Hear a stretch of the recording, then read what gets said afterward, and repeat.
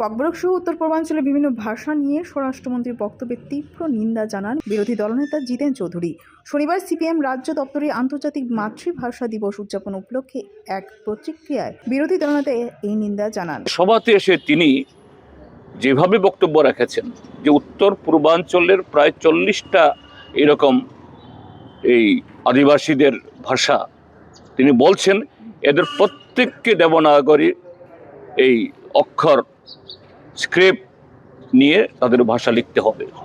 প্রায় থ্রেট, হুমকির মতো দেবনাগরী যদি ব্যবহার না করা হয় তাহলে এই ভাষাগুলো বিকাশের জন্য কোনো রকমের সাহায্য করা হবে না। এটা এক ধরনের ভাষা সন্ত্রাস, ভাষা সংস্কৃতির আধিপত্যবাদ। এটা আরএসএস এর চিন্তাভাবনা প্রসূত। আমরা এর নিন্দা জানাচ্ছি।